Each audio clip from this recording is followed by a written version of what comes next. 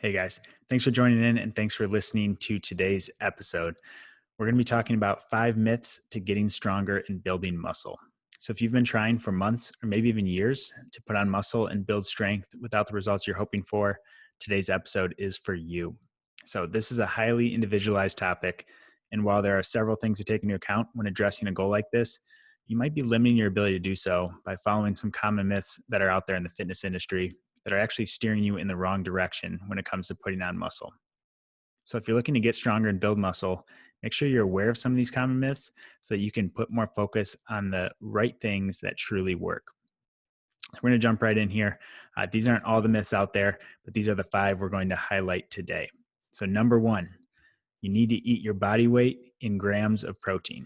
So, this is a common one to see all the time with people that I work with for helping them with nutrition and overall coaching and their exercise programming is they say, but I thought I was supposed to eat my body weight in grams of protein. So if you weigh 200 pounds, I'd be eating 200 grams of protein.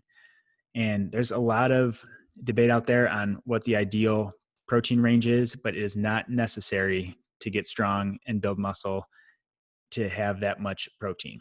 While some people find success in that way, you don't have to do that to build muscle and build strength the right way. That's a common myth floating around out there. It's a good general recommendation. It sounds good, but it's just not true. There's plenty of people that eat maybe half their body weight in protein, or there's so much variance in between there, but they're still putting on muscle, they're still gaining strength and recovering the way that they need to. So this is highly individualized, but it is definitely not fact that you need that much protein because for a lot of people that I work with, especially people if they do any maybe intermittent fasting, if they're following a low carb approach, there's different reasons why they can have trouble reaching the amount of protein that they need. For a lot of people, myself included, 200 grams of protein is a lot of protein to have in a day, especially if you're limiting the amount of meals that you're having. That can be a tough thing to get to, but know that that's not necessary to get you to where you want to go when it comes to building the strength and the muscle. So rest assured, you don't have to be eating a bunch of chicken breasts throughout the day. You don't have to have pounds of chicken breasts or be slugging protein shakes throughout the day to build muscle. And this is not at all a knock on bodybuilders or any that style of eating, but just saying that it's not necessary to get there. There's lots of ways to get to that same goal. And this brings us into myth number 2 that we're going to be talking about is that you need to eat small meals throughout the day. This is another thing that's popular in the bodybuilding world, and bodybuilders get great results with it. But for the average individual that's busy, that maybe doesn't have the time to work out or to prepare meals in the same way, you don't have to be eating 5, 6, 7 plus meals a day of what they say is stoking the fire of your metabolism. You don't have to do that to build muscle either. You can be done in 1 meal, 2 meals, 3 meals. And for most people recommend actually fewer meals tends to work better for people feeling satisfied, for people getting the nutrients they need, eating the level of quality foods that they need while properly nourishing, recovering. Because it's actually, and not to get on too far of a sidetrack here, but it's about how much you're actually absorbing versus how much you're just consuming. And for a lot of people, if you're just eating those small meals throughout the day, it's less about the specifics of that, of how many meals. Some people do better with more, some people do better with less, but how are you actually absorbing that and how is your training around that? So keep that in mind, knowing that you don't have to have meals, you don't have to be grazing throughout the day. There's actually a lot of people that see really great results with fewer meals, especially if you're busy, especially if it's hard to properly plan throughout the week to make sure you're getting enough food. Myth number 3, you need to train your muscles in isolation. So this is, again, another thing that when we talk isolation, specifically talking maybe some hypertrophy training, some localized, say, biceps work, chest work, think chest flies, curls, leg extensions, those things. It's not necessary to build muscle. You can do this with full body movements. You can do it with presses, squats, deadlifts, those things. Those things can be enough. Now, some combination of both is always where I like to follow the people that I work with in terms of giving them a combination of the right amount of hypertrophy or accessory work with their main lifts. But there's nothing that's saying you only have to do compound lifts, and there's nothing that's saying you only have to do isolation lifts. So don't fall into thinking that one way of training is better than the other. There's people that are going to see results in both. So think on the isolation side, bodybuilders can put on muscle and build some strength really well, but so can powerlifters, or people that focus more on just the main lifts. And you can see such a wide range of results from person to person based on what works for them.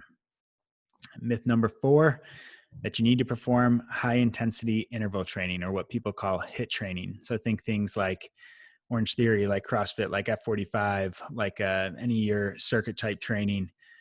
These are all great methods and people get great results on these, but these are not the only way either. So actually, if you're performing too much high intensity training, it can actually limit your ability to put on muscle. If you're borderline overtraining, or if you're not lifting weights that are maybe heavy enough because you're focused too much on the conditioning side of things, this can greatly limit the ability for you to put on muscle and put on strength. And our fifth and final myth that we're going to be talking about today is that you need to keep adding weight to your lifts to build strength, to add muscle. That's just not true either. So when we look at something like our lifts, we can neurologically get a lot stronger. We can lift those weights faster. We can lift those weights more efficiently and actually build up strength in the long term. So especially, I have a lot of background in the Strong First methodology, and they say strength is a skill. So this is something that can be developed. If your goal is to get stronger, which in turn will likely build some more muscle for you, then you need to get skilled at these lifts, these movements. And that's not just about adding weight. I know plenty of people that make jumps weekly in their lifts, but they're not actually getting any stronger. Their form starts to suffer. They start to compensate. They're using different muscles. And that's not advantageous for you building muscle. That's not advantageous for you building strength. And that's probably not going to be sustainable if you're going to if you're going to suffer any injuries or experience any setbacks. That's something that you want to be aware of. So I would rather see someone stay at the same weight and make that weight feel lighter, move it faster, move it more efficiently, feel stronger at the end ranges before adding the weight on. And this is one of the biggest mistakes I see. People focus too much on the numbers and not enough on the quality of the movement. And that's something that will greatly limit your ability to put on strength, to put on muscle, and to do it the right way.